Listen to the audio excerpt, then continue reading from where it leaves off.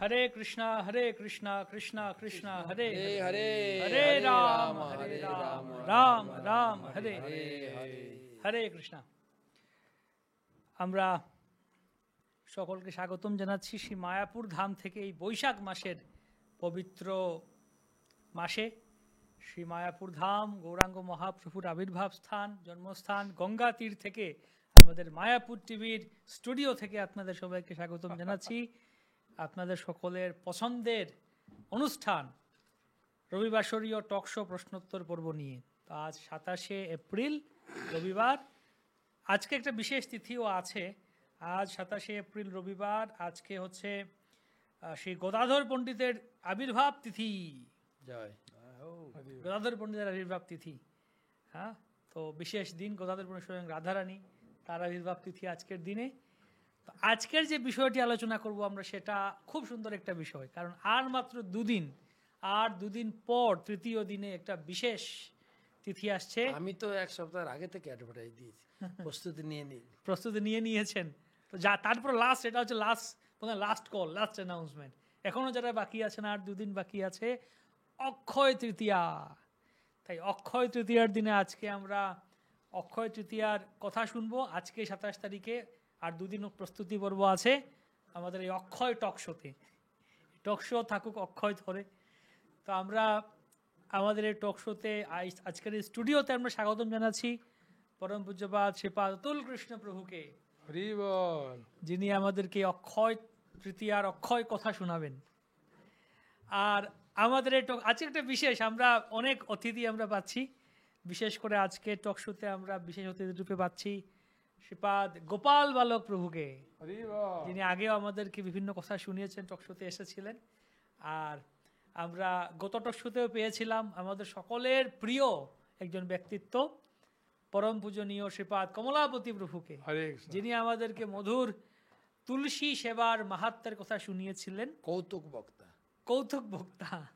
অত্যন্ত সুন্দর, খুব রসিক বক্তা, অত্যন্ত রসে কৌতুকে তিনি আমাদের কৃষ্ণ কথা শ্রবণ করান। আর আমরা স্বাগতম জানাচ্ছি আমাদের এই টক শোর প্রাণ স্বরূপ আমাদের পরম পূজনীয়, পরম শ্রদ্ধেয় শ্রীমৎ ভক্তি বিজয় ভাগবত স্বামী মহারাজকে। হরি হরি হরি। তো অক্ষয় তৃতীয়ার সবাই প্রস্তুতি চলছে। হ্যাঁ, তো দেখা যাক মহারাজ আজকে কি শোনাবেন আমাদেরকে অক্ষয় তৃতীয়া সম্বন্ধে। কয়টা ক্লাস হবে শুধু আজকে, নাকি না আমরা এখন থেকে 3-4 দিন এখন থেকে চলবে প্রতিদিন? আচ্ছা, কেননা আমার হাতে যা লিস্ট রয়েছে অক্ষয় তৃতীয়াতে কি কি অনুষ্ঠান আছে, লিস্টটা একটু পড়ে দেবো। লিস্টটা একটু পড়ে শোনান মহারাজ। অক্ষয় তৃতীয়াতে সত্যযুগের সূচনা হয়েছিল। গঙ্গাদেবীর মর্তলোকে আগমন 2 নম্বর। 3 নম্বর পরশুরামের আবির্ভাব, ভগবান পরশুরাম অবতার। মহাভারতের রচনা শুরু, যজ্ঞ উপাদানের উৎপত্তি। দক্ষিণ ভারতে সীমাচলম ধামে জিও নরসিংহদেবের স্পেশাল দর্শন। দ্রৌপদীর অক্ষয় পাত্র, বদ্রিকাশ্রমের দরজা খুলে যায়, 4 ধাম যাত্রার দরজা খোলে ওই দিনই। পবিত্র পাবন চন্দন যাত্রা উৎসব শুরু। রামচন্দ্রের রাজ্যাভিষেক, কৃষ্ণ সুদামা মিলন, কুবেরের চাকরিতে জয়েন। কুবের ওই দিন তিনি পদ প্রাপ্ত হয়েছিলেন। দ্রৌপদীর বস্ত্রহরণ, মা অন্নপূর্ণা দেবীর আবির্ভাব। সেই জন্য ওই দিনে প্রচুর পরিমাণে লোক অন্ন দান করে মা অন্নপূর্ণা দেবীর কৃপা লাভ করার জন্য। তো শঙ্করাচার্যের কলকাধার নামক বিখ্যাত শ্লোক রচনা, গরুড় দেবের সেবা, বাঁকে বিহারী চরণ দর্শন, ব্রহ্মার পুত্র অক্ষয় কুমারের জন্ম, শ্রী জগন্নাথ দেবের রথের নির্মাণ কার্যের প্রারম্ভ তিথি। এতগুলো তিথি আছে। কটা হলো মহারাজ? 20টা। এতগুলো কথা আমরা শুনতে গেলে আজকের দিনে তো সম্ভব নয়, এক টক শোতে হবে না। যতটুকু সম্ভব আমরা শোনার চেষ্টা করবো এগুলোর মাহাত্ম্য কথা। অক্ষয় শ্রীপাদ গোপাল বালক প্রভু, আমাদের আজকে গেস্টরা অক্ষয় ভাবে রেডি হয়ে আসছে, আপনারা কতক্ষণ শুনবেন, সময় দেবেন সেটা। গোপাল বালক প্রভুকে অনুরোধ করছি, আপনি কি শোনাবেন আমাদেরকে অক্ষয় তৃতীয়া? মহারাজ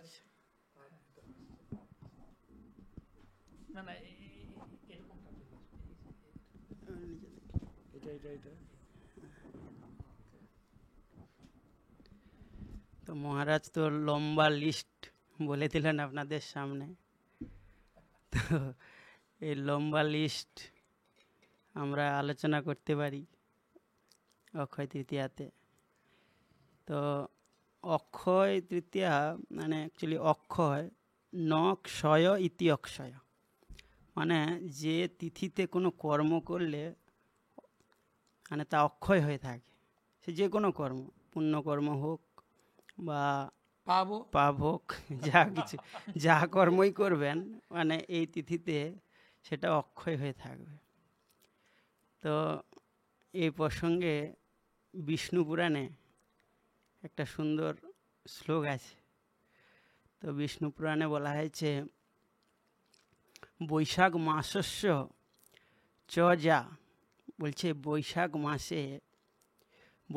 মাসস্য চ যা তৃতীয়া, মানে বৈশাখ মাসের তৃতীয়া তিথিতে, আর কি না নবমস্য কার্তিক শুক্লপক্ষে, বলছে কার্তিক মাসের শুক্লপক্ষের নবমী তিথি। তাহলে একটা হচ্ছে বৈশাখের শুক্লপক্ষের তৃতীয়া তিথি, আর একটা হচ্ছে কার্তিক মাসের নবমী তিথি শুক্লপক্ষের। তার বলছে নভস্য মাসস্য চ কৃষ্ণপক্ষে ত্রয়োদশী, এখানে বলছে যে নভস্য মানে ভাদ্র মাসে, শুক্লপক্ষে নয়, এটা কি কৃষ্ণপক্ষে, ওই দুটো ছিল শুক্লপক্ষে, কৃষ্ণপক্ষে ত্রয়োদশীর দিন। আর কি না পঞ্চদশী চ মাঘে, মাঘ মাসের পঞ্চদশী তিথি, মানে পঞ্চদশী মানে 15 সংখ্যা বলা হয়। এবারে পঞ্চদশী তিথি দুটো হতে পারে, একটা অমাবস্যাও হতে পারে আর পূর্ণিমাও হতে পারে। তো এই জন্য বলা হয়েছে মাঘ মাসে সে পূর্ণিমা হোক বা অমাবস্যা হোক। তো এই যে 4টা তিথি, এক হচ্ছে বৈশাখ মাসের শুক্লপক্ষের তৃতীয়া তিথি, আর কার্তিক মাসের নবমী তিথি, তারপর যেটা বললাম মাঘ মাসের পূর্ণিমা বা অমাবস্যা,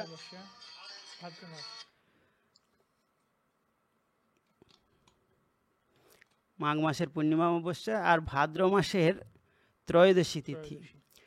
তো তার পরের লাইনে বলছে এ তো যুগাদ্যা কথাং পুরাণং স অনন্ত পাপস্তি অথস্তস্ত্র।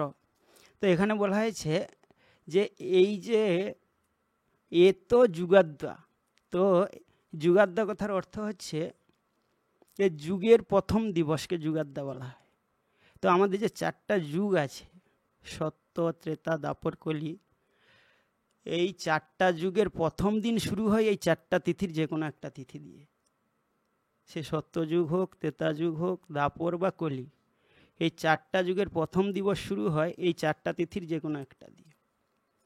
এবং এই 4টা তিথিতে যদি বলছে স অনন্ত পাপমস্তি পুণ্যাস্তি, এই 4টা তিথিতে কেউ যদি সামান্যতম কর্ম করে এত পরিমাণে পুণ্য হয় যে মানে সে জীবনে কল্পনাও করতে পারবে না, এত পরিমাণে পুণ্য হয় এই 4টা তিথিতে।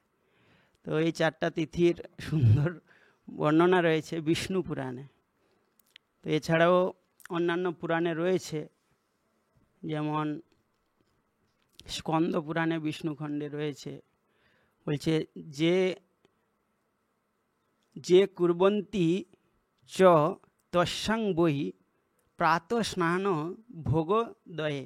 এখানে বলা হয়েছে যে কুর্বন্তি মানে যে করে, কি করে না প্রাত স্নান ভোগোদয়, ভোগোদয় মানে সূর্য উদয়ের সময় যদি কেউ প্রাত স্নান করে তাহলে কি হবে না, তে সর্বপাপ বিনির্মুক্তা জানতি বিষ্ণু পরম পদম। তো তিনি কি হবে, সমস্ত পাপ থেকে মুক্ত হয়ে সে বিষ্ণুর পরম গতি লাভ করবে। তো এইরকম শাস্ত্রে আরও শ্লোক রয়েছে। তো আমরা যদি আরও দেখতে পাই, স্কন্দ পুরাণে বিষ্ণুখণ্ডে আরও শ্লোক রয়েছে যে মধুসূদনম ভর্চ্য কথাং সিনন্তি যে নরা, মানে এখানে বলা হয়েছে যদি কোনো ব্যক্তি, যে নরা মানে কোনো ব্যক্তি, মধুসূদনম মানে শ্রীকৃষ্ণের কথাং শৃণ্বন্তি মানে তার কথা যদি শ্রবণ করে, তাহলে কি হবে না, তৃতীয়ায়ান্তে অক্ষয়ায়াং তৃতীয়ায়ান্তে নরাং গতিম পরাম গতি। তো এখানে বলা হয়েছে যে এই অক্ষয় তৃতীয়ার দিন যদি কেউ শ্রীকৃষ্ণের বা ভগবান মধুসূদনের যদি কথা শ্রবণ করে, তাহলে সেও পরম গতি লাভ করতে পারে। তো এরকম আরও শাস্ত্র রয়েছে। তো অ্যাকচুয়ালি আমরা পরবর্তীতে আসব বিভিন্ন এই তিথিতে, যেমন কি করলে, যেমন কি কি কর্ম করা উচিত, কি কি কর্ম করা উচিত নয়। আপনি যেটাই করবেন সেটাই কিন্তু অক্ষয় হয়ে থাকবে। তো সেইভাবে আমরা কর্ম করার চেষ্টা করব এই তিথিতে। ঠিক আছে, বাহ, খুব সুন্দর শাস্ত্রের পুরাণের শ্লোক আমাদেরকে শোনালেন গোপাল বালক প্রভু। অক্ষয় তৃতীয়ার মাহাত্ম্য শুনলাম, আর কিছু কথা, কিছু কাহিনী আমরা শুনবো কমলাপতি প্রভুর কাছ থেকে। কি হয়েছিল মহারাজ শোনালেন, তার মধ্যে থেকে কিছু কথা শোনান আমাদের, কি হয়েছিল। আসলে মহারাজ তো আমাদেরকে একদম পুরা 15টা লিস্ট দিলেন। মহারাজ কতগুলো দিলেন? 20টা দিয়ে দিয়েছেন। হ্যাঁ, সব থেকে এই অক্ষয় তৃতীয়া ইস্কনের পক্ষে খুব আনন্দদায়ক, কারণ 1953 সালে এই অক্ষয় তৃতীয়ার দিনে ঝাঁসিতে লিগ অফ ডিভোটি তৈরি করেছিলেন শ্রীল প্রভুপাদ। সেই জন্যে ইস্কনের জন্যে এই অক্ষয় তৃতীয়াটা একটা খুব আনন্দদায়ক। হ্যাঁ, হয়েছে। আর ইস্কন যেহেতু গীতা ভাগবত নিয়েই সবসময়ের জন্য চলে, হ্যাঁ, তো মহাভারত রচনা এই অক্ষয় তৃতীয়ার দিনেই ব্যাসদেব গণেশের মাধ্যমে লিখতে শুরু করেছিলেন, এবং পরবর্তীতে যে ভাগবত রচনা হয় ওটাও অক্ষয় তৃতীয়ার দিন থেকে শুরু হয়েছিল। হ্যাঁ, সেই জন্য মহারাজ তো বললেন সত্যযুগ আরম্ভ হয়েছে, গঙ্গা এসেছেন, সব পবিত্র জিনিসগুলো সব অক্ষয় তৃতীয়া। এমনকি কেউ কেউ বলে তৃতীয়া, ওই তেতা যুগও নাকি অক্ষয় তৃতীয়ার দিন শুরু হয়েছিল। হ্যাঁ, একবার মহারাজ যুধিষ্ঠির তিনি শতাধিক ঋষির কাছে প্রশ্ন করছেন যে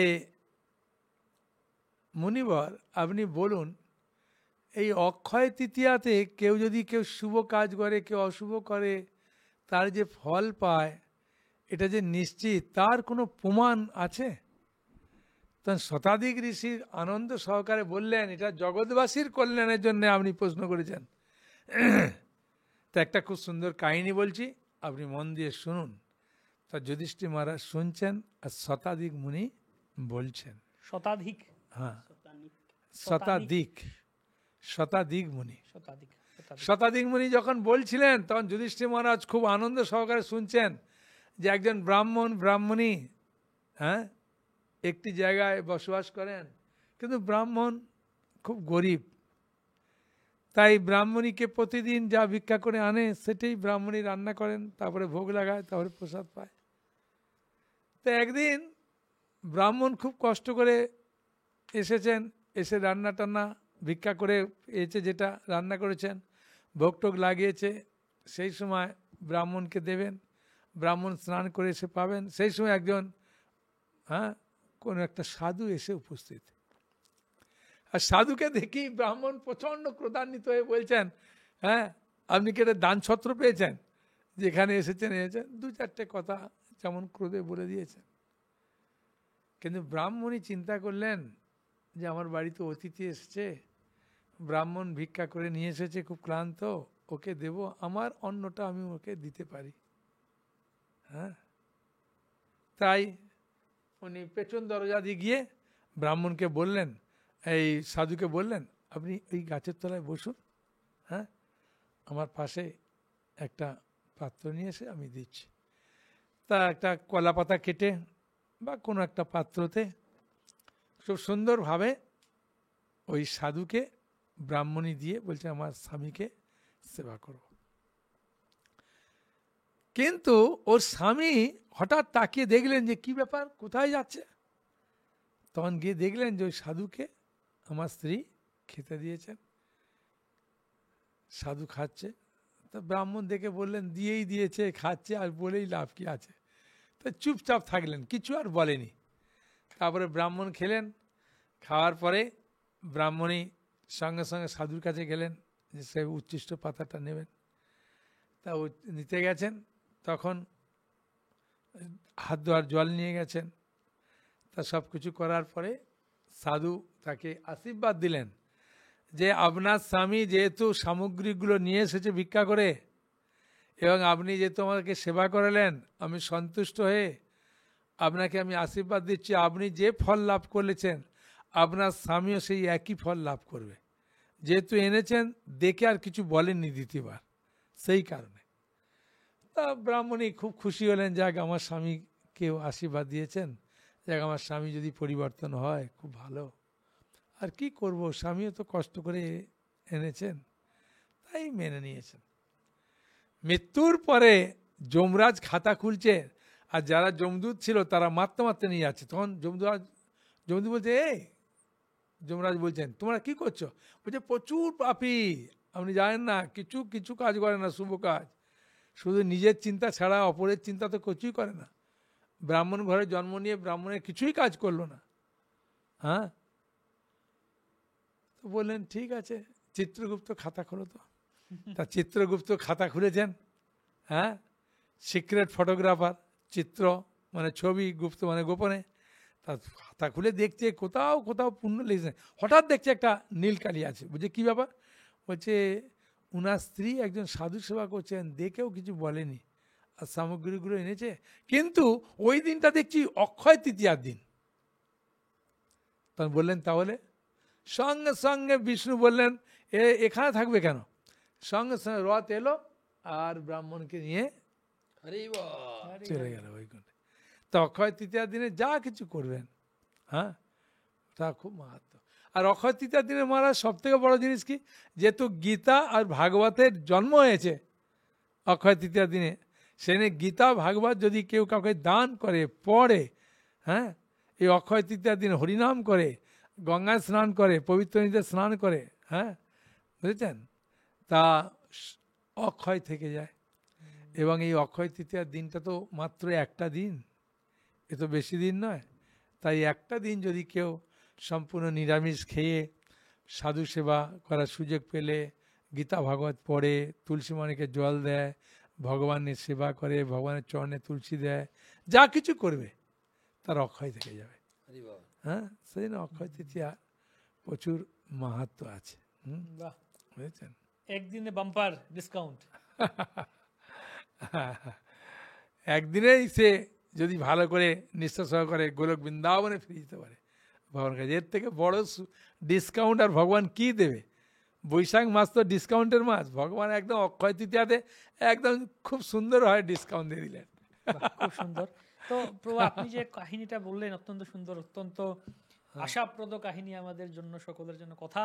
কিন্তু এই ধরনের কাহিনী শুনে না অনেকের মধ্যে আবার এরকম প্রশ্ন জাগে, তো এই ব্রাহ্মণ শুধু ওই একদিন অক্ষয় তৃতীয়ায়, তাও নিজে সেবা করেননি, বৈষ্ণব সেবা ওনার স্ত্রী করেছে, উনি কিছু বলেননি, দেখেই সব পাপ টাপ চলে গেল। তো আমরা ওই অক্ষয় তৃতীয়ার দিন ভালো করে নিরামিষ খাবো, ওই দিন আমরা একটু দান টান করবো, তারপরে বাকি দিন 64 দিন যা ইচ্ছা করি, সমস্যা কোথায়? তাহলে কি বলা যায়? তো দেখুন, শাস্ত্রের কথা অভ্রান্ত। ওই একদিনই যদি নিষ্ঠা সহকারে করে তার তো ফল আছে, হ্যাঁ, কিন্তু অন্যদিন যা করবে তারও তো ফল পাবে। তাই আপনি যেটা পুণ্য করবেন সেটা ফল পাবেন আলাদা, পাপ করলে তার ফল পাবেন আলাদা। তাই আমি আপনাদেরকে বলবো, যেটা করলে আমাদের মঙ্গল হবে, কেন আমরা অমঙ্গলের দিকে যাব? ঠিক না? আমার জীবনটা পেয়ে আমি যেগুলো মঙ্গল করার জিনিস জানবো, সেগুলো করলে যদি আমার ভালো হয়, আমার সংসারে শান্তি হয়, ছেলে মেয়ে নিয়ে আমি সুখে শান্তিতে থাকতে পারবো, তা সেই কাজটা কেন করবো না? হ্যাঁ, কেন আমি অকল্যাণমূলক করব? সারা জীবনই তো করলাম, কি পেলাম? এখন অক্ষয় তৃতীয়া পথে করি, অক্ষয় থাকবে। হ্যাঁ, সেই জন্য করলে ভালো। শাস্ত্রে সেই জন্যে এরা মাঝে মাঝে এমন একটা ডিসকাউন্ট দিয়েছে, এমন একটা দিন করেছে যাতে ভগবান তো সবার পিতা, ভগবান চান আমার সন্তান আমার কাছে ফিরে আসুক, তাই বিভিন্ন উপায় করে। হ্যাঁ, বুঝলেন? সেই নেই ভগবানের লীলা। হ্যাঁ, আর অক্ষয় তৃতীয়ার দিনে মহারাজ যেটা বললেন ওই নৌকা বিহারের কথা বলেন, নৌকা বিহার মানসী গঙ্গাতে ভগবান কৃষ্ণ, বিহার কি বোট ফেস্টিভ্যাল একই? হ্যাঁ, ওইটা বোট ফেস্টিভ্যাল মানে তো নৌকা বিহার মানে সেটা কি? হ্যাঁ, আলাদা না, অক্ষয় তৃতীয়ার দিনে এটা এই নৌকা বিহার ভগবান কৃষ্ণ গোপীদের নিয়ে মানসী গঙ্গাতে এই অক্ষয় তৃতীয়ার দিন এই নৌকা বিহার শুরু করে। রাধারানীকে পার করিতে নৈব আনা গান আছে। আচ্ছা, এবং নরেন্দ্র সরোবর মহারাজ রাধা মদন মোহনকে নিয়ে চন্দন যাত্রা, হ্যাঁ, যেহেতু এই দিন চন্দন যাত্রা তো ওই দিন শুরু হয়। আর এমনি শাস্ত্রে আছে, হ্যাঁ, যে দোলে চ দোল গোবিন্দ, চাপে চ মধুসূদন, রথে চ বামনম দৃষ্ট, পুনর্জন্ম ন বিদ্যতে। হ্যাঁ, দোলে চ দোল গোবিন্দ, যদি দোলনায় ভগবানকে রাধা গোবিন্দকে কেউ দোলনায় দোল দেবে, চাপে চ মধুসূদন মানে নৌকার সময় ভগবান রাধা নৌকা বিহারে রাধা গোবিন্দ রাধা মাধব রাধা মদন মোহনকে কেউ দর্শন করে প্রণাম করবে, আর রথের উপরে যদি ভগবান জগন্নাথকে দেখবে, পুনর্জন্ম ন বিদ্যতে, তারা পুনর্জন্ম হবে না। হ্যাঁ, তাই অক্ষয় তৃতীয়া আরো মাহাত্ম আছেন। হ্যাঁ, বাহ, সুন্দর কথা। আরো অনেক কথা শুনবো আমরা, যাবো শ্রীপাদ অতুল কৃষ্ণ প্রভুর কাছে, যে এই অক্ষয় তৃতীয়ার কথা তো শুনছি, মাহাত্ম আরো শুনবো আমরা। তো এই দিনে আমরা কি করলে ভালো সব থেকে, বা কিভাবে জীবনটা এই দিনটা কিভাবে কাটাবো, সকালে ঘুম থেকে উঠে রাত পর্যন্ত কি কি করলে ভালো হবে? এখনো বুঝলাম সাধু বৈষ্ণব এর মহত্ব। আমি অত জিনিস, অত গুরুত্ব অক্ষয় তৃতীয়াতে ছিল, সেটা আগে আমি ঠিকভাবে বুঝিনি, এখন একটু বুঝলাম এইসব সাধু বৈষ্ণবদের শ্রীমুখ থেকে শুনে। এবং যেহেতু যে প্রভুপাদ যেহেতু উনি লিগ অফ ডিভোটিস, এটা প্রভুপাদের প্রথম আন্তর্জাতিক সংস্থা প্রভুপাদ স্থাপন করলেন ঝাঁসি, এটা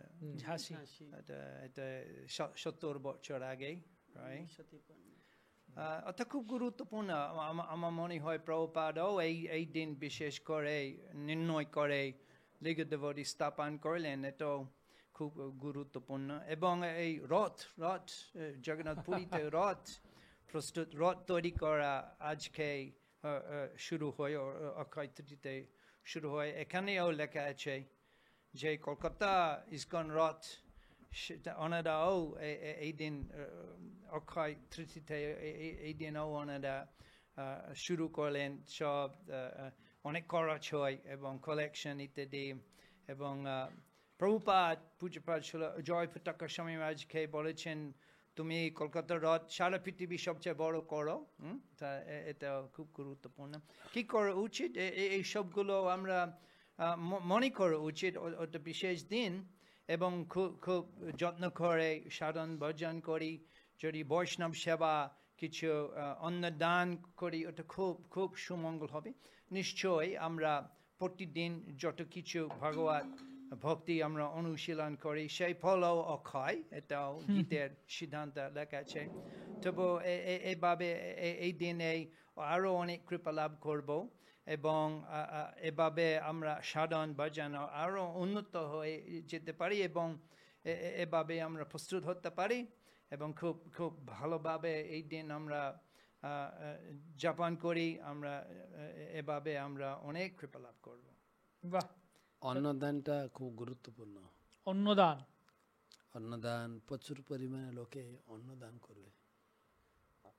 অনেক ফোন আসছে, দেখছি লোকে বলছে আপনাদের কোনো বৈষ্ণব ভোজন সাধু ভোজন অন্নদানের সুযোগ আছে কিনা। আমাদের তো অন্নদান প্রতিদিন প্রচুর পরিমাণে লোক খাওয়ায়, প্রচুর লোক দানও করছে। কেননা একটা হচ্ছে দ্রৌপদীর অক্ষয় পাত্র পাত্র পেয়েছিলেন এবং শিবজিকে অন্নপূর্ণা দেবী অন্ন দিয়েছিলেন। অক্ষয় পাত্রের কথা বলবেন সেই দ্রৌপদীর।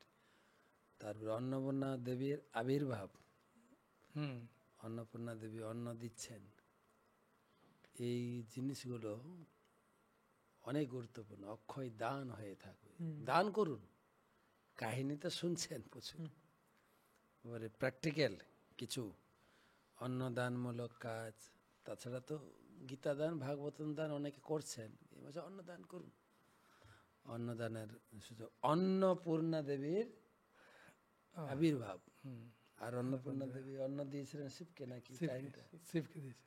তো আরেকটা আছে এই অন্নর সঙ্গে লিঙ্ক, শুধু এক মুষ্টি খুদ খাইয়ে ভগবান অক্ষয় দান দিলেন সুদামাকে। এই দিনেই হয়েছিল। হ্যাঁ, এই দিনে মিলিত হয়েছিলেন সুদামা কৃষ্ণের মিলন। কিন্তু মহারাজ ওনার স্ত্রী সুশীলার মাধ্যমে দিয়েছেন, তাহলে স্ত্রীকে ভালো করতে হবে, একটু বলুন। হ্যাঁ হ্যাঁ, এখন তো মায়েরা হচ্ছেন লক্ষ্মী, লক্ষ্মীর কাছে সবকিছুই আছে, লক্ষ্মী ভান্ডারও আছে। তো আপনার সেই লক্ষ্মীর ভান্ডারটাকে অক্ষয় করতে লক্ষ্মী দান করুন, অন্নদান, তারপরে গীতা দান করুন। তো সুদামা বিপের কাহিনী, যদি সুদামার কাহিনী বন্ধুত্বের কাহিনী। আসলে সুদামার যে স্ত্রী সুশীলা নামটা যেমন, কাজও সেরকম, ব্যবহার। হ্যাঁ, গরিব হলেও সন্তানদের নিয়ে খুব দুঃখে আছেন। তিনি কিন্তু জানেন না যে অক্ষয় তৃতীয়ার দিনে আমি পাঠাচ্ছি ভাই, এরকম কোনো প্ল্যান করে করেননি।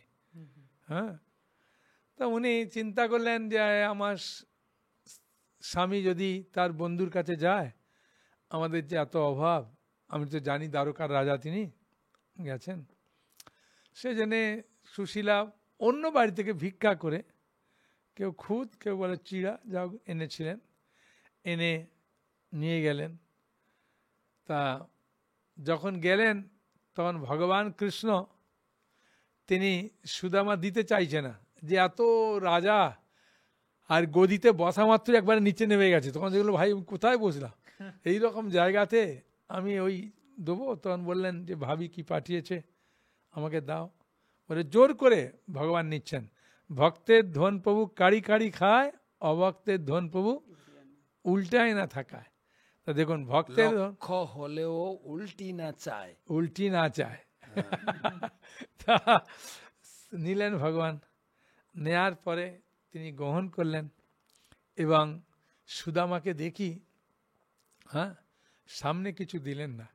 একটা রসিক আছে আমাদের শিশুনাথ রাধা গোবিন্দ গুরুমাজ বলছিলেন, যখন সুদামা যাচ্ছে ফেরত, তখন চিন্তা করছেন, আরে ভাই গরিব বাড়িতে গেলে কমসে কম লাউ শাকও দেয়, লাউও দেয়, এ তো চোর, সেই জন্যে কিচ্ছু দিল না, চাইলাম না কিন্তু কিচ্ছু দিল না। হ্যাঁ, তখন একজন জিজ্ঞাসা করছেন ভগবানকে যে প্রভু কিছু দিলেন না কেন? বলছে আমি একটা দানা খেলে যা দেবো, ও তো এক মুঠো খেয়েছি, আমি কি দেব? তাই সুদামা যখন কিছু দূর গেছেন, তখন ডাকাত দল এসে বলছেন, এই কোথায় গিয়েছিলে? বলে আমি দ্বারকাধীশের কাছে গেছি। ও তোমার বইতে আছে দেখছি ব্রাহ্মণ, আরে ব্রাহ্মণকে উনি অনেক কিছু দেয়, সোনা মণি মানে ওকে পূর্ণ করে দেয়। তখন বলছে আমাকে তো কিছু দেয়নি। বলছে না, মিথ্যা বলছে। বলে পুরা চেক করে দেখলো, দেখার পর দেখে কিছু নেই। তা বলছে যদি পেতাম তোমার গলাটা আজকে নদীর জলে ভাসতো, দেহটা। তখন চিন্তা করলো, প্রভু কত কৃপালু, যদি দিতে না, আজ আমি আর সুশীলার কাছে পৌঁছাতে পারতাম না। যখন এলেন তখন দেখছেন বিরাট রাজপ্রাসাদ, তার স্ত্রী ডালা নিয়ে এসেছেন সুন্দর এ পরে। তখন সুদামা একটা খুব সুন্দর কথা বলেছিলেন, এটা আমাদের প্রত্যেকের জন্য শিক্ষণীয়। সুদামা বললেন যে যার জন্যে আমরা এই সম্পত্তি পেলাম, এই সম্পত্তি পেয়ে তাকে যেন ভুলে কখনো না যায়। হ্যাঁ, বুঝলেন? আর ওই দিনটা ছিল মহারাজ অক্ষয় তৃতীয়ার দিন। হ্যাঁ, সেই জন্যে অক্ষয় তৃতীয়ার সুন্দর মাহাত্ম্য। সেই মহল এখনো আছে, কিন্তু সুদামা মহল, সুদামা মহল পোরবন্দরে আপনারা গেলে সেই মহল তারপরে সুদামা কোথায় থাকতেন, সুশীলা কেমন, সেখানে মন্দির হয়েছে। আমরা দ্বারকা দর্শন করতে গেলে, ওটা পশ্চিম ভারত, গুজরাটে পোরবন্দর, ওখানে গেলে সেই সুদামা কুটির থেকে এখন নাম হয়েছে সুদামা প্যালেস। সুদামা প্যালেস। আর সত্যি মন্দিরের যে বৈভব দেখলেও মনে হয় সুদামা প্যালেস। যে ভগবান গীতার ভিতরে বলেছেন যে আমি আপনি মানুষ নিমক হারাম হতে পারে, নিমক হারাম বোঝে, বা সহজ কথা হচ্ছে কৃতঘ্ন। আমি আপনার কিছু উপকার করলাম, আপনি ভুলে যেতে পারেন, বা আপনি আমার কিছু উপকার করছেন, আমি ভুলে যেতে পারি। ভগবান কিন্তু ভুলেন না। নেহাবিক্রমণা স্বস্তি পত্তাবায় ন বিদ্যাতে স্বল্প মপস্য ধর্মস্য ত্রায়ত মাহাত। কিঞ্চিত মাত্র কেউ যদি আমার সেবা করে তার প্রতিদান দিই। যেটা কমলপতি প্রভু বললেন যে এক কণা খাওয়ালে তাকে এত দিই, ও তো এক মুঠো খাইয়েছে, কি দেব? আবার মুঠো খেতে যাচ্ছিলেন, আটকেছে, বুঝলেন না? লক্ষ্মী দেবী মানে কি, রুক্মিণী আটকে দিল, প্রভু আর খায়েন না, তাহলে আমি বিক্রি হয়ে যাব। তো ভগবান, লোকে সাধারণত এর অর্থ বুঝে না। তারা শুধু ভগবান বিষ্ণু কৃষ্ণের নামে দোষারোপণ করে। কৃষ্ণ ঠাকুর কৃপণ, বিষ্ণু ঠাকুর কৃপণ, তার ভক্তদের কোনো কিছু দেয় না। দেখো তো দেব দেবীরা কত হাত ভরে দেয়, কিন্তু ভগবানের দেওয়া দেবদেবীর দেওয়া দুটো আলাদা। কিন্তু ভগবান গীতায় বলেছেন দেবদেবীরা দেয় কিন্তু ওরা ক্ষণস্থায়ী, ওই দেওয়াটাও বর রক্ষা হয় না। যেরকম ব্রহ্মা বর দিলেন হিরণ্যকশিপুকে, রাবণ বর পেয়েছিলেন শিবের কাছে, বর টেকেনি তো। প্রায় অমর বর পেলেন, ব্রহ্মা বর দিলেন হিরণ্যকশিপুকে, টিকলো না। কিন্তু গীতায় ভগবান বলছেন আমি যখন দেব বিচার করে দেব, আর ওটা কিন্তু অক্ষয়। বাহ, খুব সুন্দর। যোগ ক্ষেমম, যোগ এবং ক্ষেম, ক্ষেম মানে আমি প্রোটেকশন দিই। তো সেটাই বিচার। আর আমরা ভাগবতম পড়ছি আমাদের ভক্তি বেদান্ত কোর্সে, ভগবান ব্রহ্মাকে ডাঁটছেন, যাকে তাকে যেখানে সেখানে যে সে বর দেন কেন, ঝামেলাটা পাকান, আমাকে আবার আসতে হয়। আর ব্রহ্মা ক্ষমা হচ্ছে যে হ্যাঁ প্রভু, কথাটা যা বলেছেন ঠিক, আমি বর দিয়ে ভুল করেছি, মিস ইউজ করেছে, যার ফলে জগতে এত উত্তক্ত করেছে। হ্যাঁ, চিন্তা ভাবনা করে বর দেবেন। তো দেবদেবীরা বর চিন্তা ভাবনা করে দেন না, ভগবান দেন যে সেটার উপযোগ করতে পারবে। যেরকম ছুরি অজ্ঞাত ব্যক্তির কাছে থাকলে বা বাচ্চা ইনোসেন্ট বাচ্চাদের কাছে থাকলে সেটা বিপদ হতে পারে, কিন্তু যারা যদি ডাক্তারের কাছে থাকে বা বুদ্ধিমান লোকের কাছে ওই ছুরি দিয়ে ফল কেটে ভগবানকে নিবেদন করবে, বা ডাক্তার এই ছুরি দিয়ে লোকের সুন্দর করে অপারেশন করে রোগ সারাতে পারে, কিন্তু অন্য কারোর কাছে পড়ে এসে ছুরি দিয়ে নিজে নিজে হত্যা হতে পারে বা কাউকে হত্যা করতে পারে। সেই জন্য ভগবান সপ্তম স্কন্ধে সবার সামনে ব্রহ্মাকে এমন ডাঁটছে, বর যেখানে সেখানে দিয়ে না। তাই ভগবানের দেওয়া বর অক্ষয়।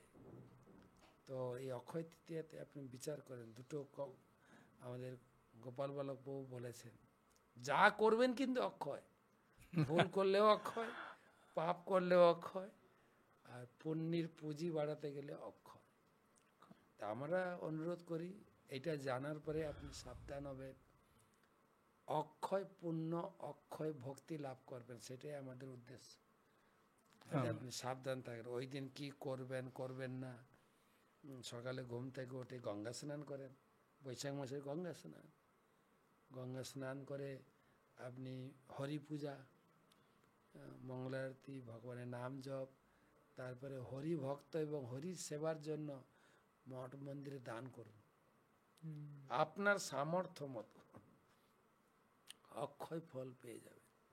হ্যাঁ, ব্যাপারটা হচ্ছে দানে কখনো অর্থহানি হয় না, কিন্তু দানে অর্থ বৃদ্ধি হয়। হ্যাঁ, তাই অর্থ বৃদ্ধি করার একটা মোক্ষম তিথি অক্ষয় তৃতীয়া।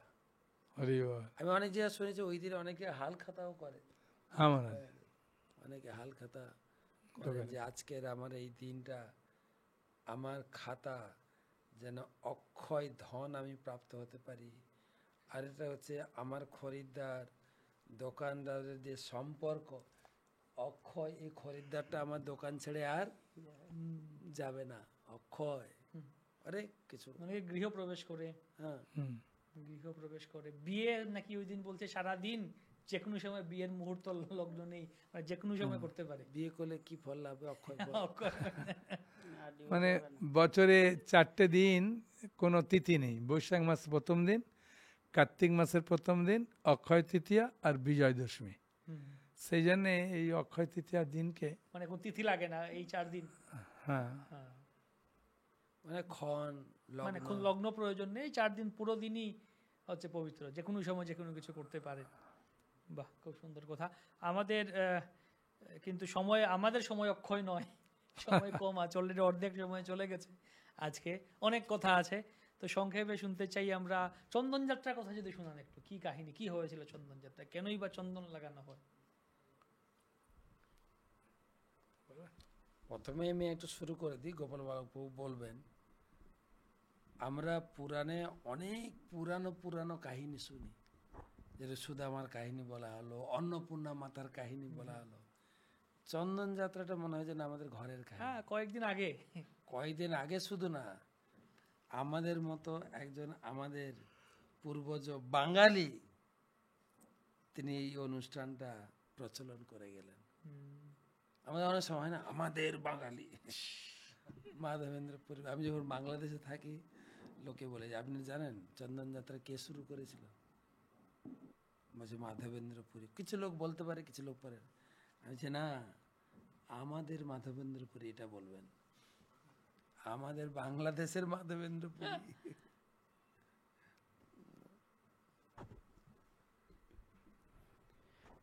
হরে কৃষ্ণ। তো খুব সুন্দর সুন্দর লীলা মহারাজ এবং কমলাপতি প্রভু বললেন, ভালোই লাগছে শুনতে। তো অ্যাকচুয়ালি মাধবেন্দ্রপুরী যখন বৃন্দাবনে ছিলেন, তো একবার ভগবান ওনাকে স্বপ্নাদেশ দেন যে আমি গোবিন্দকুণ্ড সম্ভবত না, তো গোবিন্দকুণ্ডের কাছে একটা জঙ্গলে মাটির নিচে আছি, তো আমাকে ওখান থেকে উদ্ধার করো।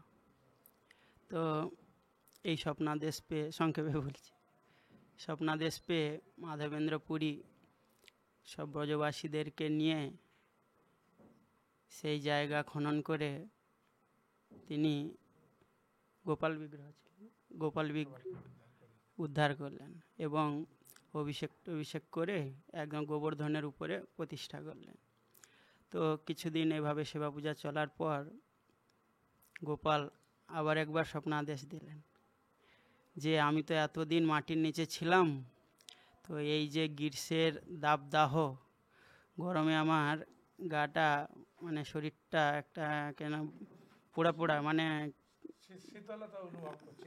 শীতলতা অনুভব করছি না, একটা জ্বালা পোড়া অনুভব করছি। তাপ নাহি যায়, তাপ নাহি যায়, কথাটা ভাষাটা আছে, গরম লাগছে ওনার। তখন উনি নির্দেশ দিলেন, যদি নির্দেশ নয়, কীরকম বললেন, মানে ভগবান ওনাকে বললেন, যাও পুরীতে গিয়ে যদি মলয় দেশের চন্দন যদি নিয়ে আসে, আমার শরীরে লেপন করো, তাহলে আমার এই দাবদাহটা দূরে চলে যাবে।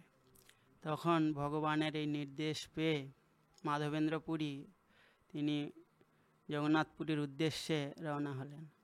তো যেতে যেতে, যেখানে বাংলা এবং উড়িষ্যার সাধারণত বর্ডারের পাশাপাশি রেমুনা বলে একটা জায়গা, তো সেই রেমুনাতে যখন পৌঁছালেন, তখন রেমুনাতে গোপীনাথ মন্দিরের পাশেই তো উনি অবস্থান করলেন। তারপরে আবার হাঁটা শুরু করবেন। তো ওই দিন গোপীনাথের যে পূজারী ছিলেন, তিনি ভগবানকে 12খানা যে ক্ষীরের ভাণ্ড, ওখানে প্রত্যেক দিন ভোগ লাগে, তো সেই ক্ষীরের ভাণ্ড ভোগ লাগাতে আসছিলেন।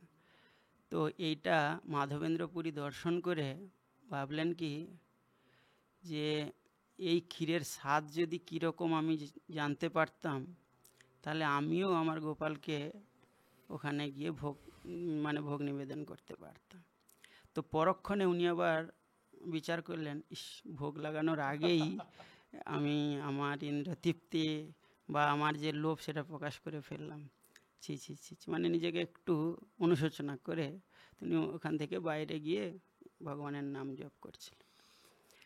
তো যখন তারপরের দিন মনে হয় নাকি সেই দিন, হ্যাঁ, রাত্রের বেলায় তখন ভগবান যে পূজারী ছিলেন, গোপীনাথের পূজারী, তাকে নির্দেশ দিলেন যে আমার ভক্ত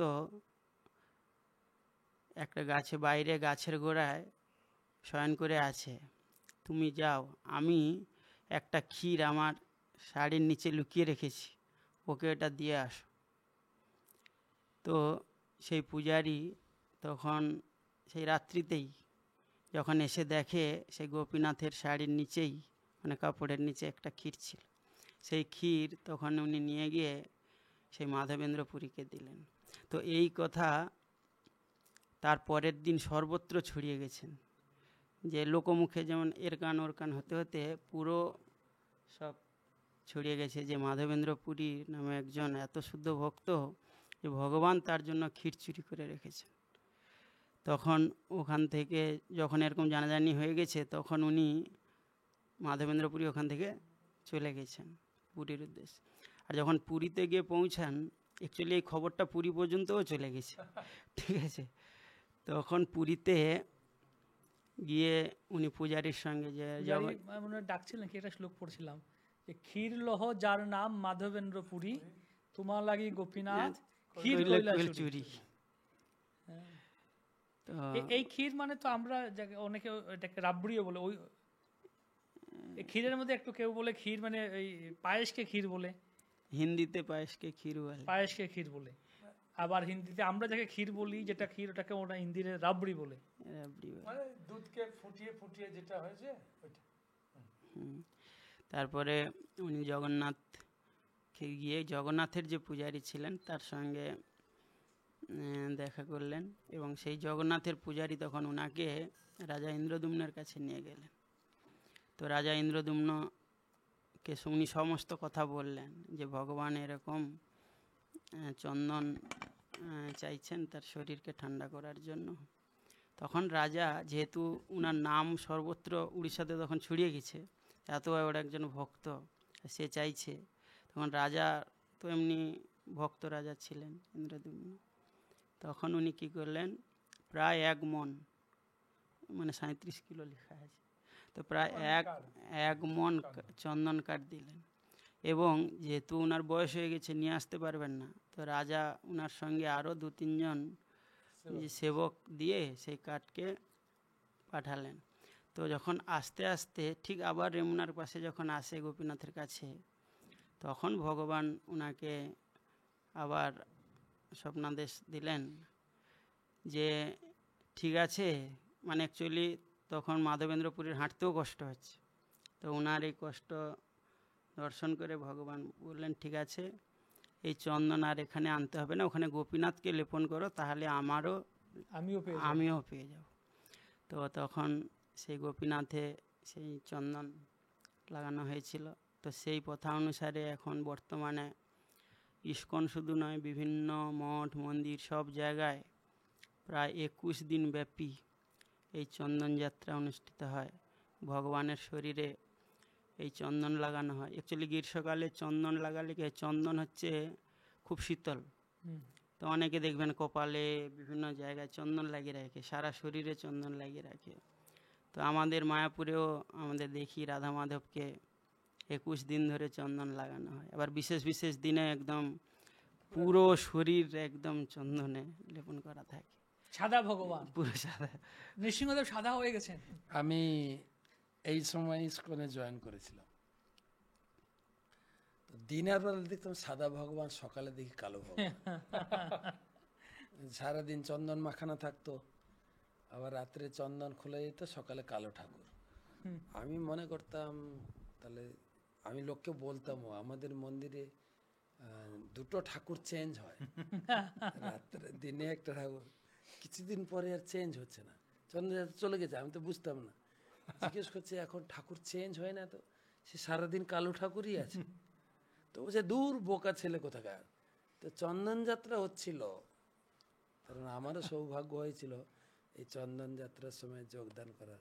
আপনি কি অক্ষয় তৃতীয়ার দিনে যোগদান করেছিলেন? হ্যাঁ, অক্ষয় তৃতীয়া মনে হয় না, কিন্তু চন্দন যাত্রা উৎসবে ঢুকেছিল, সেই হিসাবে হয়তো অক্ষয় ফল হয়ে গেছে, থেকেই গেছি। বাহ, আরে বাহ।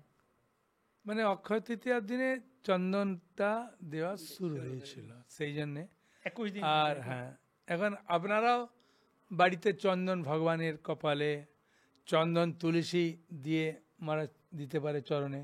হ্যাঁ, তো এইভাবে বাড়িতে এ করতে পারে। আর নৌকা বিহার যদি মায়াপুর না আসতে পারেন, টিভির মাধ্যমে মানুষ দেখতে পারে। সব দেখেন টিভির মাধ্যমে, শুধু প্রসাদটা পাবেন না। আর আপনি দানটাও আপনি অনলাইনে পাঠিয়ে দিতে পারেন, প্রসাদটা দিতে পারবেন না। তো আরেকটা জিনিস, সব অক্ষয় যেহেতু আলোচনা হচ্ছে, আমি তো বলার সুযোগ পাচ্ছি না, তো তো বলি যদি দেন। আপনার শ্রীমুখ থেকে না শুনলে আনন্দ পাবো। দ্রৌপদী অক্ষয় শাড়ি লাভ করলেন। আচ্ছা, হ্যাঁ, দ্রৌপদী এইও তিথিতে। এটা কোন দোকানে পাওয়া যায়? অক্ষয় পাত্র, অক্ষয় শাড়ি, যেটা আমরা দেখলাম মহাভারতের সিরিয়ালে পড়েছি, দেখেছি, যে দ্রৌপদীকে অপমানিত করে, বিশেষ করে যখন পঞ্চ পাণ্ডবরা পাশা খেলায় হেরে গেলেন, দ্রৌপদীকেও জিতে নিলেন এবং দ্রৌপদীকে লাঞ্ছনা করার জন্য তার শরীরের সম্পূর্ণ সৌন্দর্য উপভোগ করা যায়, তাকে উলঙ্গ করা হোক, যেটা রাজধর্ম নয়, কিন্তু যেটা কোনো রাজনীতির পর্যায়েও পড়ে না। আর তখনকার দিনে, এখনকার দিনে রাজনীতি তখন ছিল আরও সম্ভ্রান্ত, যেখানে দ্রৌপদীর অনেক অসহায় অবস্থা ছিল। সে ছিল ঋতুমতী, মায়েদের যে অসুচি অবস্থা, এক বস্ত্রে ছিলেন।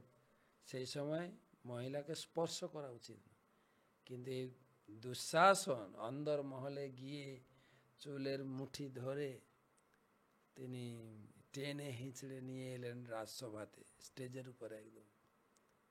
আর বিশাল গ্যালারি ছিল, বলছে 86,000 সিটিং ক্যাপাসিটি ছিল, আরও তো লোক অনেক দাঁড়িয়েছিল, হাউসফুল, যেখানে একমাত্র কেউ প্রতিবাদ করেনি, যেখানে বড় বড় আচার্য, দ্রোণাচার্য, কৃপাচার্য, ভীষ্মদেব, তারপরে আরো তো অনেক বড় বড় ব্যক্তিত্ব ছিলেন, সবাই দুর্যোধনের কাছে যেন এক প্রকার বিকৃত হয়ে যাওয়ার মতো চুপচাপ।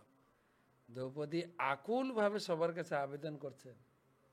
অনেকজন, অনেক শ্বশুর ছিল, 5 স্বামী ছিল, নির্বাক। আমি অনেক সময় লোককে ভুলি, দ্রৌপদীর 5 জন স্বামী, আর বিখ্যাত স্বামী। যুধিষ্ঠির মহারাজ ছিলেন বাকসত্ত্ব, যে যদি যুধিষ্ঠির মহারাজ বলে দিতেন দুঃশাসন তুই মরে যা, মরে যেত, যা মুখ থেকে বেরোবে, কিন্তু যুধিষ্ঠির বলেননি। তার ভীম তো যুদ্ধকে শুধু গদা ঘুরাতো, যুদ্ধ করতো না, গদা ঘুরাতো। ওই গদা ঘোরানোতে কত সোলজার যে ছিটকে গেছে আকাশে, গদার বাতাসে, এখনো ডেড বডি ফেরত আসেনি।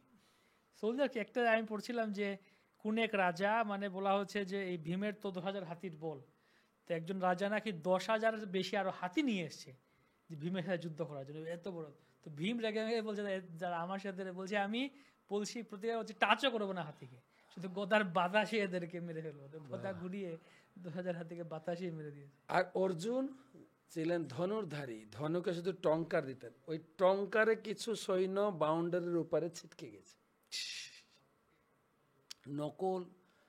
নকুল ছিলেন অত্যন্ত সুন্দর পুরুষ, আর সহদেব হচ্ছে বিশাল বিখ্যাত জ্যোতির্বিদ।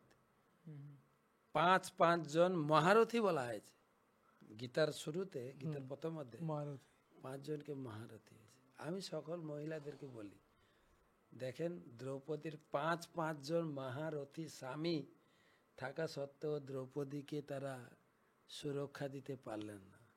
আপনারা কি মনে করেন ওই রোগা পাতলা স্বামীটার উপর ভরসা করেন?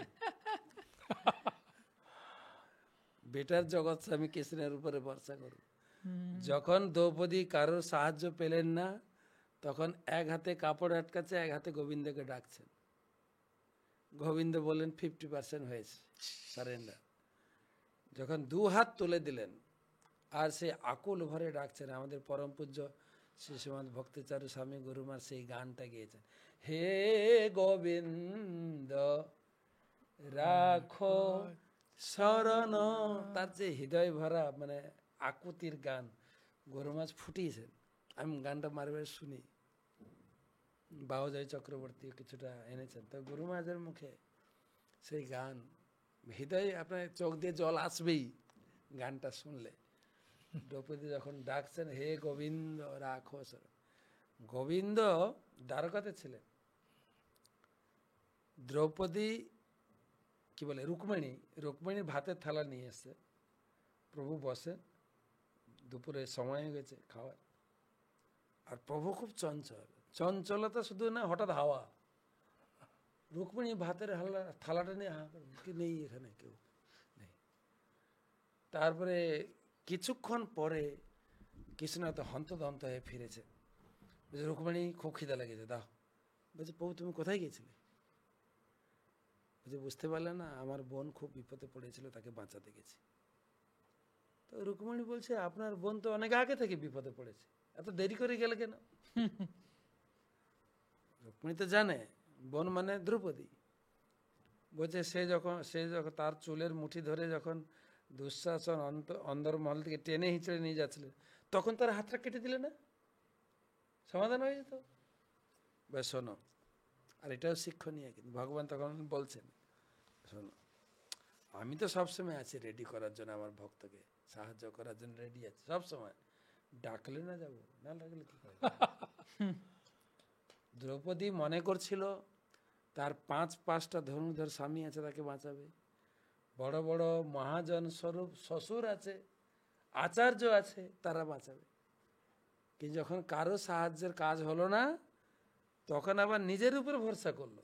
এক হাতে শাড়ি আটকাচ্ছে, এক হাতে আমাকে ডাকছে। আমি বলে এখনো যাবো কি করে? যখন 2 হাত তুলে দিল, তখন আমি দৌড়ে গেছি। দিয়ে ভগবান কি করলেন? ভগবান অক্ষয় শাড়ি, দুঃশাসন টেনেই যাচ্ছে, আর ভগবান উপর থেকে শাড়ি সাপ্লাই দিচ্ছে। আর এই সিরিয়াল দেখে কোনো বস্ত্র ব্যবসায়ী চিন্তা করতে পারে, বাপরে দারুণ ব্যাপার তো, আমিও যদি আমার স্ত্রীটাকে উলঙ্গ করার জন্য এরকম কাপড় ধরে টানি, তাহলে কৃষ্ণ প্রচুর কাপড় সাপ্লাই দেবে না? কৃষ্ণ সবাইকে দেবেন না। কৃষ্ণ বলেছেন নেহাবি কর্মা সহস্তি পত্তাবায় নব, যে আমার সেবা করে তাকে আমি অক্ষয় দান সাপ্লাই দিই। কি সেবা করেছিল দ্রৌপদী? যার বিনিময়ে সে অক্ষয় শাড়ি পেল, সেটাও তো জানতে হবে। আপনি কিছু না দিলে কি করে পাওয়ার আশা করেন? যেরকম আপনি শ্যালো করে না, কি বলে, শ্যালো পাম্প বসাতে গেলে আগে জল ঢালতে হবে, তারপরে জল পাবেন। জল না হলে জল পাবেন কি করে?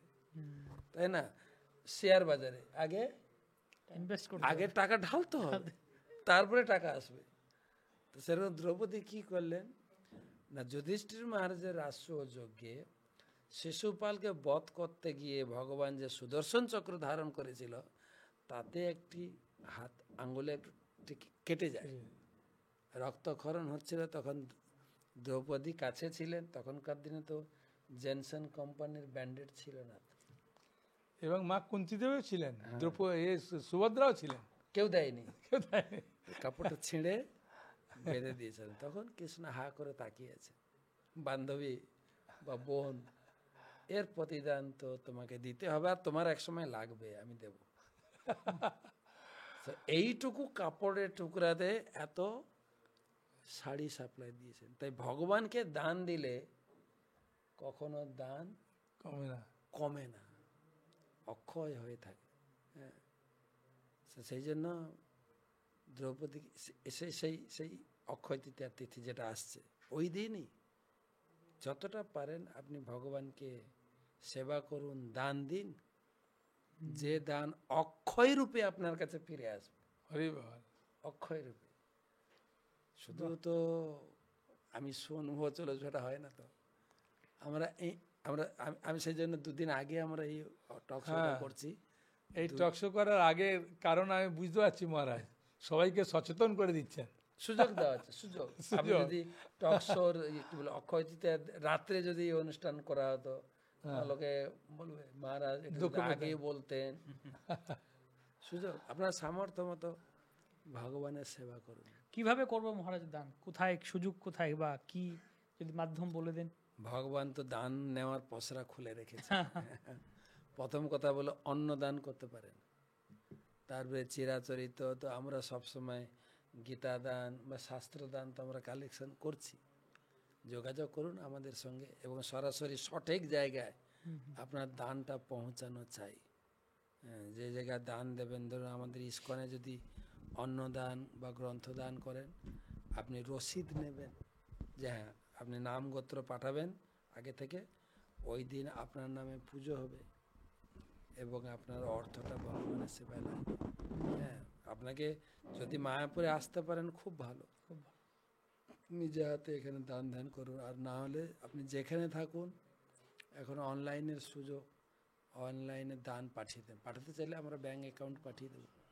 আর কোনো নাম্বার যদি বলে দেন, আমরা বলে দিই নাম্বার। আমার নাম্বার তো প্রায় সবার কাছে আছে, আশা করি আমার সঙ্গে যোগাযোগ করেন। +91 94 34 76 0402। আর একবার বলছি, +91 94 34 76 0402 নাম্বারে যোগাযোগ করেন, কিছু না কিছু দান করেন অক্ষয় তৃতীয়ার সেবা, যেটা আপনার অক্ষয় প্রতিদান রূপে ফিরে আসবে। বাহ, অক্ষয় প্রতিদান রূপে ফিরে আসবে সবার কাছে। তো যেটা আমরা শুনলাম আজকে আলোচনাতে, যে অক্ষয় তৃতীয়াতে কি কি, অনেক লম্বা লিস্ট, মানে লিস্ট শেষের দিকে লিস্টটা যদি আরেকটু শুনি আমরা, লাস্টে মনে থাকবে তাহলে। প্রথমে শুনেছি লিস্ট শুনবেন? হ্যাঁ, লিস্টটা যদি আরেকটু শুনি লাস্টের দিকে। লিস্টটা হারিয়ে গেল না কিনা সেটা অক্ষয় হয়ে আছে কি জানে সেটা। তো বলা হচ্ছে, বাস্তবে এখানে 19টা আছে দেখছি। সত্যযুগের সূচনা, গঙ্গা দেবীর মর্তলোকে আগমন 2 নম্বর, 3 নম্বর পরশুরামের আবির্ভাব। খুব সুন্দর কাহিনী। তো মহাভারতের রচনা শুরু, যজ্ঞ উপাদানের উৎপত্তি, জব এগুলো, সীমাচলমে জিও নৃসিংহদেবের দর্শন, দ্রৌপদীর অক্ষয় পাত্র লাভ, যেটা অন্ন পাত্র, সেটা কাহিনী হয়তো কমলাপতি বাবু টাচ করবেন, অক্ষয় পাত্র কিভাবে পেলেন। তারপরে বদ্রিকাশ্রমের দরজা খুলে, ওই অক্ষয় তৃতীয়া থেকে আপনার কালী পূজা পর্যন্ত, দীপাবলি পর্যন্ত, মানে বদ্রীনাথকে আপনি দর্শন করতে পারবেন। চন্দন যাত্রা শুরু, ভগবান রামচন্দ্রের রাজ্যাভিষেক, কৃষ্ণ সুদামা মিলন, কুবরের পদ লাভ, দ্রৌপদীর অক্ষয় বস্ত্র গ্রহণ, মা অন্নপূর্ণা দেবীর আবির্ভাব, শঙ্করাচার্যের কলকাধার নামক বিখ্যাত শ্লোকের রচনা, দ্বাদশ গরুর দেবের সেবা, বাঁকে বিহারীর চরণ দর্শন, ব্রহ্মার পুত্র অক্ষয় কুমারের জন্ম, শ্রী জগন্নাথ দেবের রথের নির্মাণ কার্য শুরু। আর আছে নাকি কিছু? আছে মহারাজ। পাবন সরোবরে পরিণত হলো বৃন্দাবনে। এরও খুব সুন্দর অপূর্ব কাহিনী আছে। হ্যাঁ, বুঝেছেন? তারপরে আর অক্ষয় পাত্রের কাহিনী মহারাজ বলছেন, বলবো। পরশুরাম, নরনারায়ণ ঋষির জন্ম মহারাজ। অক্ষয় তৃতীয়া? হ্যাঁ, মূর্তি আর ধর্মের সঙ্গে যখন বিবাহ হয়, দক্ষের কন্যা মানে মূর্তি, তার সঙ্গে ধর্মের যখন বিবাহ হয়, এই অক্ষয় তৃতীয়াতে জন্ম নারায়ণ ঋষি। হ্যাঁ, গঙ্গার আগমন মহারাজ বলেছেন। হ্যাঁ, সেই জন্য অনেক অনেক সুন্দর সুন্দর আরো অনেক কাহিনী আছে এই অক্ষয় তৃতীয়াতে। অক্ষয় পাত্রটা যদি বলেন। অক্ষয় পাত্র মহারাজ যুধিষ্ঠির যখন বনবাসে গিয়েছিলেন, তার সঙ্গে অনেকে মুনি ঋষিরাও গমন করেছিলেন। তারা যেতে চাইছেন না মহারাজ যুধিষ্ঠিরকে ছেড়ে। তখন ধৌম ঋষি ছিলেন তাদের কাছে। ধৌম ঋষি বললেন, তাহলে আমরা সূর্যদেবের কাছে কোনো অ্যাকচুয়ালি পাণ্ডবদের কুলগুরু। কুলগুরু, তা কুলগুরুর কাছে আহ্বান করলেন। তা ধৌম ঋষি তখন বললেন যে ঠিক আছে, যখন মহারাজ চাইছেন, আর সূর্যদেবের কাছে একমাত্র এই অক্ষয় পাত্র পাওয়া যায়।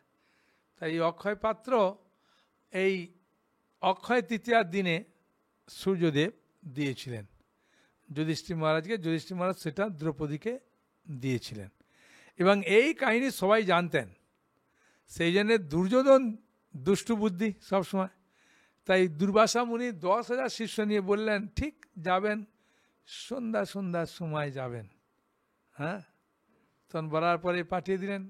পাঠানোর পরে বললেন যে তাহলে স্নান করে আসা হয়। তখন দ্রৌপদীকে বলছেন, দ্রৌপদী ওই অক্ষয় পাত্র আমি ধুয়ে ফেলেছি, কিছু করার নেই। তখন ভগবান কৃষ্ণ এসে একটা দানা খেয়ে সবাইকে করে দিলেন। তাই অক্ষয় পাত্র সেই জন্যে যেটাতে মানে অক্ষয় থেকে যায় সবসময়ের জন্যে। হ্যাঁ, আর এই যে পবন সরোবর, পাবন সরোবর পরিণত হলো, এরও খুব সুন্দর। আর গৃহস্থ মানুষের কাজই হচ্ছে কিছু ধর্মটর্ম করা, দান করা। এটা নন্দ মহারাজ চিন্তা করলেন, আমি তো গৃহস্থ, অনেক পাপ টাপ হয়, তাই আমি যাব একটু দান করতে প্রয়াগে।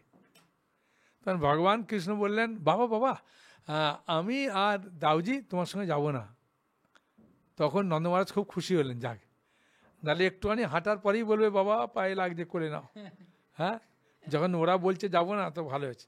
বলছে বাবা তোমার জন্য মা অনেক কিছু সুন্দর সুন্দর খাবার তৈরি করছে, একটু বেশি করে তৈরি করলে তাহলে আমরা 2 ভাই খাবো। হ্যাঁ, রেখে যাবে আর নিয়ে যাবে। তখন নন্দ মহারাজ খুব খুশি যে যাক এ। কিন্তু বাবা কালকে নয় পরশু দিন যাবে। তা নন্দ মহারাজ চিন্তা করলেন, ছেলেরা যাবে না, একদিন বাদে গেলেও অসুবিধে নেই, এরা তো যাওয়ার জন্য আর এ করছেন, আমার আর কি আর অনেক কিছু খাবার খেতে চাইছে, ওর মা একদিন সুযোগ পাবে করেছে। তখন নন্দ মহারাজকে কৃষ্ণ বলছেন, বাবা রোদ্দুর উঠে গেলে খুব কষ্ট হবে, যেতে পারবে না। তাই এক কাজ করে খুব ভোরে রাত্রে স্নান করে আর খুব ভোরে বেরিয়ে যাবে বাবা। হ্যাঁ, তখন নন্দ মহারাজ চিন্তা করেন, ভালোই বললো তো, ওরা যখন ঘুমাবে, নাহলে এখন বলছে যাবো না, আর যাওয়ার সময় এক্ষুনি বলবে আমি যাব, কান্না করবে। তা ভালোই হয়েছে, রাত্রে যাব। তা রাত্রে স্নান করতে আছে, সেই সময় নিয়ম ছিল কি, মায়েরা যে ঘাটে স্নান করে সেই ঘাটে পুরুষরা যায় না, পুরুষরা যায় না। নন্দ মহারাজ গিয়ে দেখছে, আরে পাবন গোপ এরা তৈরি করেছিলেন। তা স্নান করতে গেছে, আর কৃষ্ণ বলে দিয়েছে, বাবা এই সরোবরে স্নান করে আর রাত্রে ভোরে চলে যাবে। বললো ঠিক আছে বাবা। তখন নন্দরানীকে বলছেন, ওরা ঘুমাচ্ছে না? বলছে হ্যাঁ। ওই তাহলে আমি এখনই স্নানে যাই, তুমি বন্দোবস্ত করো। তা স্নানে গিয়ে দেখছে সমস্ত নদ নদীরা এসেছে, বুঝেছেন? প্রয়াগরাজ, ব্রহ্মপুত্রের নদ, তারপরে তাপ্তি, কাবেরী, গঙ্গা, সরস্বতী, নর্মদা, সব একদম এসেছে। এসে দেখছি এত সুন্দর, কি এসব মহিলারা। তখন চিন্তা করলো বোধহয় আমার ভুল ঘাটে আমি চলে এসেছি নাকি। তাই ওই ঘাটে যাই। ওই ঘাটে গিয়ে দেখছে ওখানেও স্নান করছে সবাই, স্নান করছে গড়াগড়ি দিচ্ছে, স্নান করছে গড়াগড়ি দিচ্ছে। তখন নন্দ মহারাজ চিন্তা করলো, আপনি কে? পুরুষকে জিজ্ঞাসা করে, বলছে আমি প্রয়াগরাজ। বলছে আপনি কি করছেন? বলছে এই জলে কৃষ্ণ বলরাম তারা বাছুর নিয়ে খেলা করে, এই ঘরে এ করে, সে এত পবিত্র, সারা বছরের যে পাপ হয় এই অক্ষয় তৃতীয়ার দিনে আমরা এখানে স্নান করে সমস্ত পাপ নষ্ট করে দিই। ওই জন্য এখানকার ধুলিও পবিত্র, ওই জন্য ধুলিতে গড়াগড়ি দিচ্ছি আর আসছে।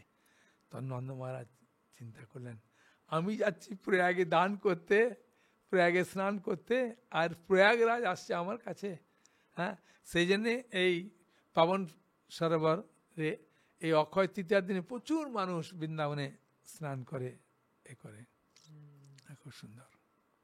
বাহ, হরি বল। আর এইটাকে পরশুরাম জয়ন্তী বলা হয় মহারাজ, পরশুরাম জয়ন্তী। কারণ ভাগবতের নবম স্কন্ধের 5ম অধ্যায়ে আছে, মহারাজ গাদি, তার মেয়ে ছিল সত্যবতী মহারাজ, অপূর্ব দেখতে। তাই তিনি চিন্তা করেন আমি কোনো ভালো রাজা দেখে বিয়ে দেবো, যে ঋচিক মুনি হঠাৎ এসে হাজির হয়ে বলছে আমি আপনার মেয়েকে বিয়ে করতে চাই। তখন মহারাজ গাদি চিন্তা করলেন, বাবা আমার একটা মেয়ে, এত সুন্দরী মেয়ে, আর এই ঋষি মুনি বয়স্ক, গায়ে কেমন একটা হয়ে গেছে, একে বিয়ে দেবো, এখন যদি না দিয়ে অভিশাপ দেবে।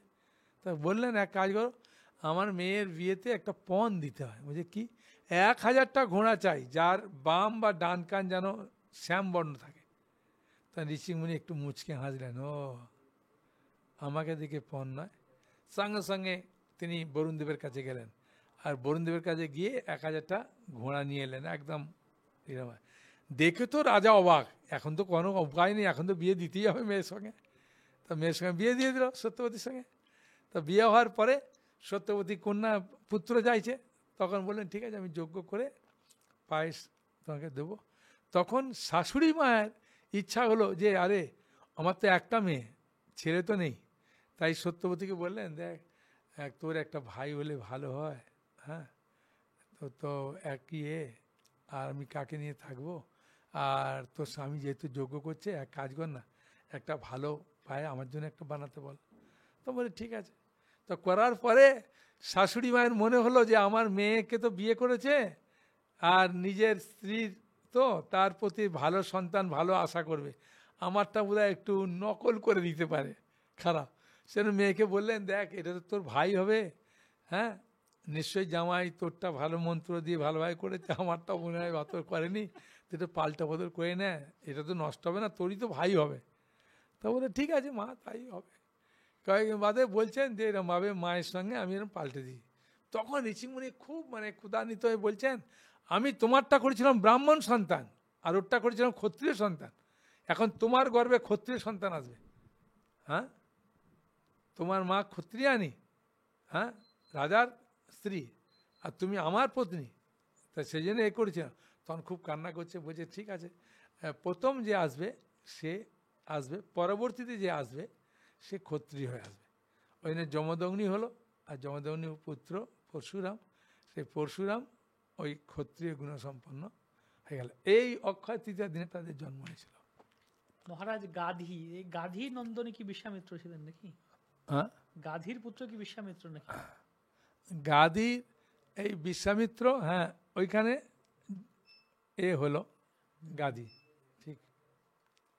বাহ, তো আমাদের মনে হয় আমাদের সময় যদি অক্ষয় হতো টকশো, তাহলে ভালো হতো, যে শেষ না হতো, চলতে থাকলে ভালো হতো। কিন্তু আবার আমরা সবসময় এটাই হয়, প্রতি টকশোতে শেষ হয়ে যায়, তো শেষ না করতে চাইলেও শেষ হয়ে যায়। তো আবারও আপনাদেরকে বলছি, আপনারা এটা নোট করুন। গতদিন আপনারা লিখেছে, গত সপ্তাহে নোট মহারাজকে পাঠিয়েছিলেন অনেকে, মহারাজ খুব খুশি হয়েছিলেন। তাহলে আজকেও নোট করুন, নোট করে পাঠান। মহারাজ কেমন লেগেছে ভক্তদের নোট দেখে আপনার? মনোযোগ দিয়ে পড়ছে, সবাই শুনছে। আমি এত কথা বলেছি আমার মনেই নেই যেভাবে সাজিয়েছে। আমি কৃতজ্ঞতা জানি, আসলে আপনাদের এই আগ্রহ দেখে আমাদের এটা করতে ইচ্ছা হয়।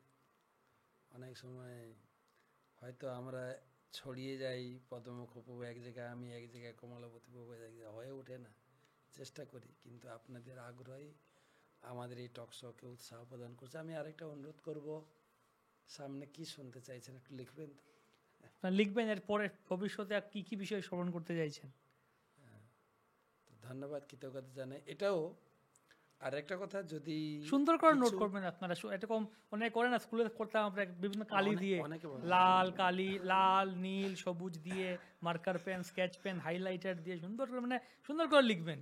লিখে একদম বর্ডার দিয়ে বা ফুল টু লেখে, এটা একটা প্রজেক্ট পেপার যেরকম হয় স্কুলে, সেরকম করে ছবি তুলে সুন্দর করে পাঠাবেন মহারাজকে।